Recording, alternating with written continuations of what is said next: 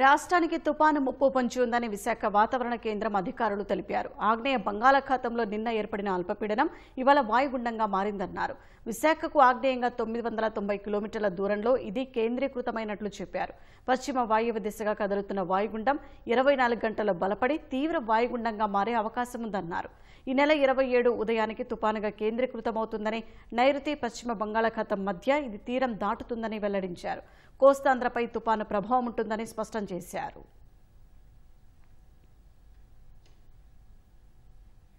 బంగాళాఖాతంలో వాయుగుండం ప్రభావంపై మరింత సమాచారం మా ప్రతినిధి ఆదిత్య పవన్ అడిగి తెలుసుకుందాం. ఆదిత్య పవన్, వాయుగుండం ప్రభావంపై మీ దగ్గరున్న సమాచారం ఏంటి?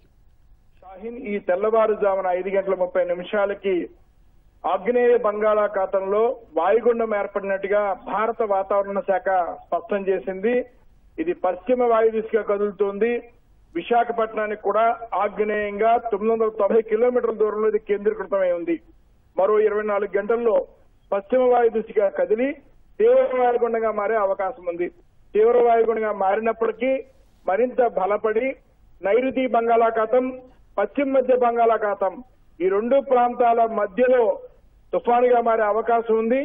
సాధారణంగా తుఫానుగా మారిన తర్వాత వాతావరణ అధికారులు, వాతావరణ సంస్థలు కూడా తుఫానుకు పేరు పెడతాయి. ప్రస్తుతం అయితే వాయుగుండం ఏర్పడింది. ఇంకా తీవ్ర వాయుగుండం తర్వాత తుఫానుగా మారే అవకాశం ఉంది.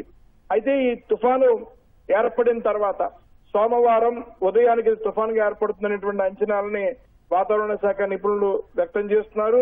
అలాగే విశాఖపట్నం తుఫాను హెచ్చరికల కేంద్రం కూడా ఎప్పటికప్పుడు అధ్యయనం చేస్తోంది.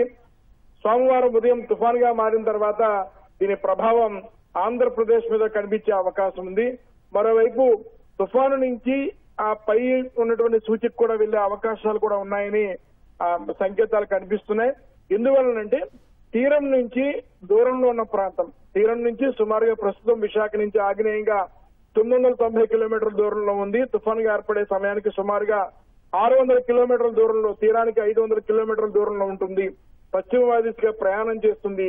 ఇప్పుడున్నటువంటి వాతావరణ పరిస్థితులు, భూ వాతావరణము, సముద్ర వాతావరణం ఈ రెండింటినీ కూడా పరిశీలించినట్టయితే తుఫానుగా మారిన తర్వాత కూడా బలపడేటువంటి అవకాశాలు ఉన్నాయి. దీని ప్రభావం కనిపిస్తుందని వాతావరణ అధ్యయన నిపుణులు చెప్తున్నారు.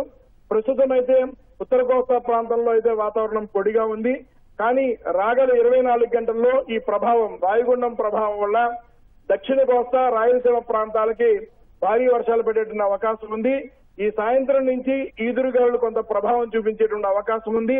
అయితే సోమవారం, ముఖ్యంగా మంగళవారం ఈ 2 రోజుల్లో 27వ తారీఖు, 28వ తారీఖు ఈ 2 రోజులు కూడా ఆంధ్రప్రదేశ్ లో కోస్తాంధ్ర, రాయలసీమ అన్ని ప్రాంతాల మీద కూడా ప్రభావం చూపించే అవకాశం ఉంది. తుఫానుగా మారిన తర్వాత దీని ప్రభావం కనిపించేటువంటి అవకాశం ఉంది. 27వ తారీఖు సోమవారం నాడు తుఫానుగా మారిన తర్వాత కోస్తాంధ్ర ప్రాంతాలలో గాలుల వేగం ఉంటుంది.